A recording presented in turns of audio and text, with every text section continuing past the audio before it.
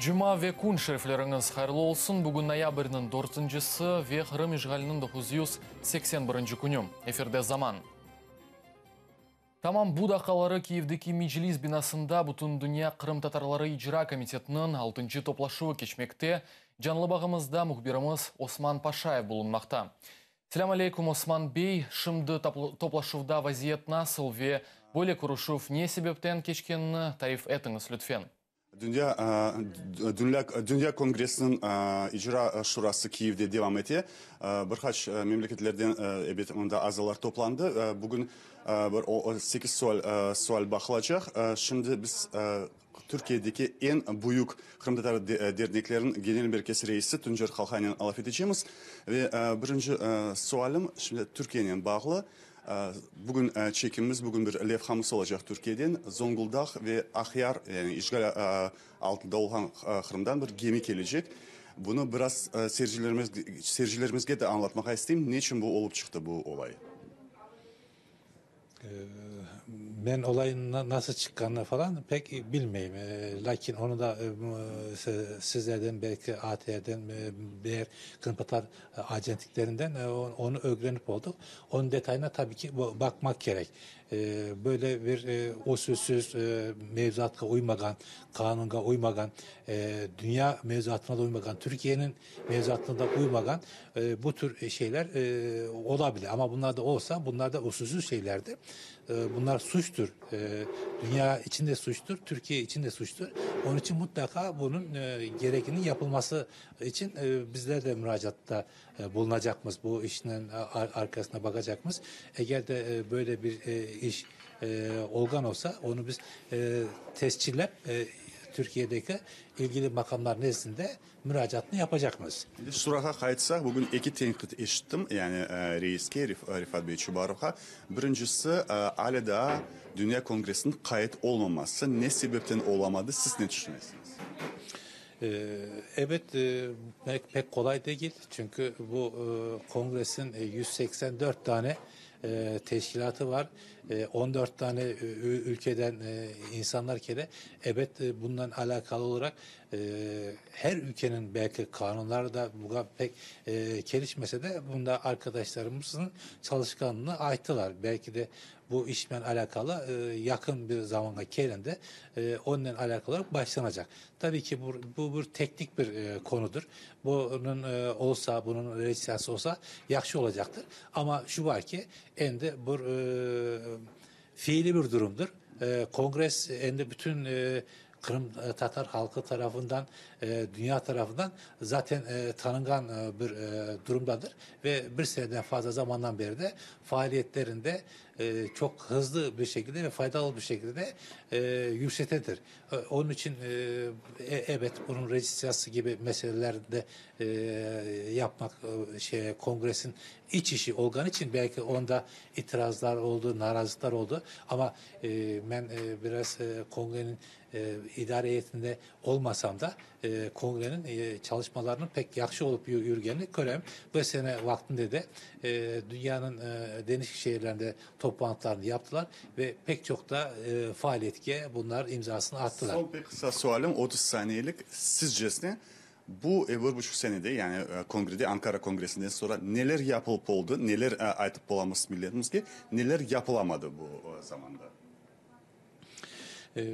Tabii kongre demek de aslında bütün Kırım Tatarlarının dünyadaki bütün faaliyetlerini kapsay. Zaten kongrenin vazifesi de bu. Bu faaliyetler arasında bir takım koordinasyonu sağlamak ve bunu bazına değil de mahalli bazda, ülke bazında değil de uluslararası seviyeye yükseltmek.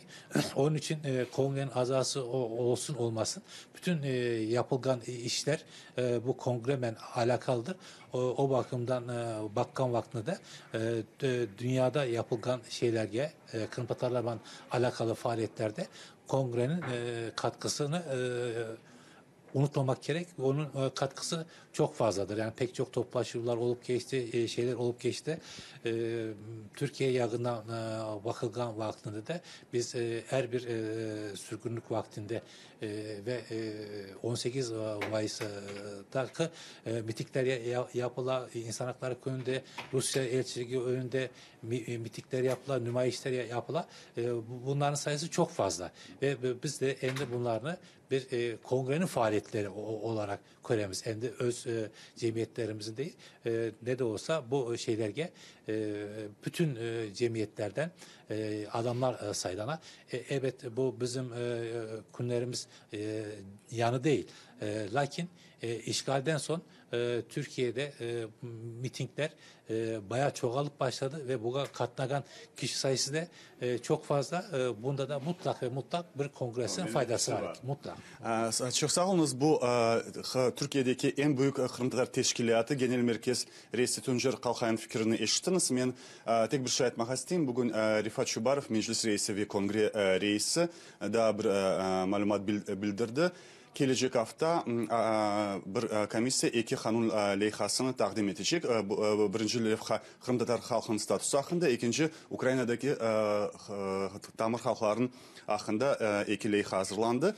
Bugün azalar meraklandı kim çalıştı bu etrafta. Yani net olarak bir bilgi verilmedi ama gelecek hafta bu kanun leyhaları takdim edileceği Meclis Reisi Rifat Şubarov tarafından bildirdi.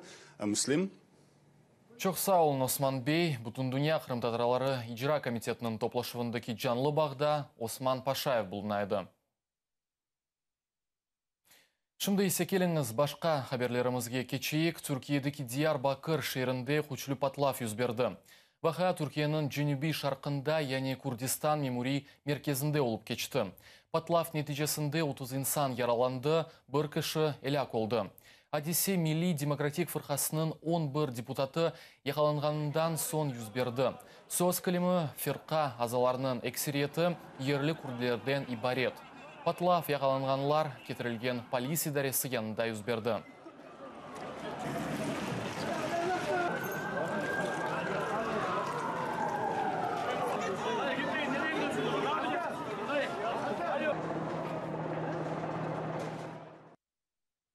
Bin tonnaga yakın egzotik meyveler Türkiye'den Varyak adlı yük gemisinden işgal etilgen Kırım'a doğru yol aldı. Halkara Ağ Hukuk ve Ukrayna cinai kanunlarını bozgan gemi hakkında Emine Halil hikayeti. Akyar'dan yük taşıgan Varyak gemisi Türkiye'nin Zonguldak şehrine geldi.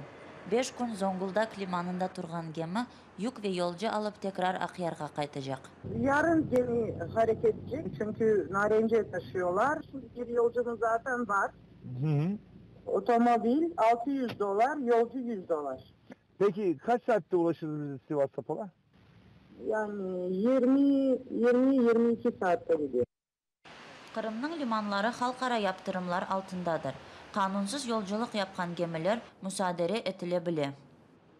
Ben duydum ki bugünlerde de gemi var diye Zonguldak'ta söylediler. Yetiştiremezsiniz çünkü 12'de gemi ayrılıyor. Neydi ya geminin adı, doğru mu? Varyak, evet. O Kırım'a mı gidiyordu yani bugün? Sevastopol'e. Yasaklarga bakmadan yakın günlerde daha bir yolcu gemisi Zonguldak'tan Akyar'a sefer yapacağı belli oldu. Nasıl dediniz bu gidecek olan geminin adı? Erke. O yolcu gemisi olacak değil mi? Vladimir Putin Recep Tayyip Erdoğan'a karşı yumuşağandan son Varyak Türkiye ile işgal altındaki Kırım'ını bağlagan birinci gemi oldu. Kırım'dan boş yük arabalarını getirdi, artka ise sebze ve meyve yüklep yolga çıktı. Emine Halil, Vladimir Melnikov, Zaman, ATR, Zonguldak. Rusya Harbiy gemisi Akyar'dan Suriye'ye yol aldı. Karadeniz flotunun Admiral Grigorovich Harbiy gemisi Suriye'de Rusya'nın Harbiy deniz flotunu kuvvetleştirilecek. Gemi özüne 8 kalibr kanatlı raketa ve Bug zenit kompleksinin deniz versiyalı Ştil 1 kompleksinin 36 zenit raketalarını sığdırabilir.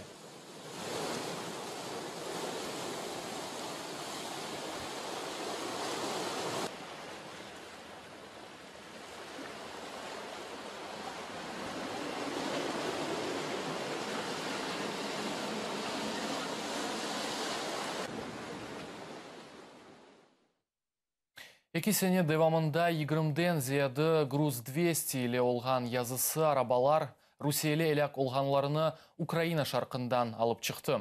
Более малюматны ОБСЕ көзетув миссия бермекте. Мефталарнен толы олған соңки юк машинасы Украинадан октябрьнын 27-сінде чықты.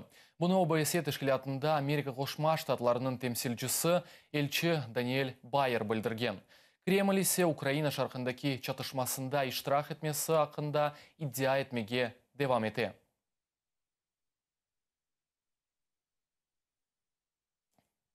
Голливуд актері Стивен Сигал Русия ватандашы олды. Путиннің бойле қарары Кремль сайтында дәрчетілді. Русия ватандашы олмақ ниетіні Голливуд йылдызы сентябрь айында білдірді. 2014 сенесінің язында Сигал ось тақымы иле Қырымда чықыш япты. Бұ сенеде есе о Братиславада чықыш япып, Сырбистан ватандашлығы да алды. Бұл бізім соңки хаберімізді, атерден айрылмаңыз, көрішкенже.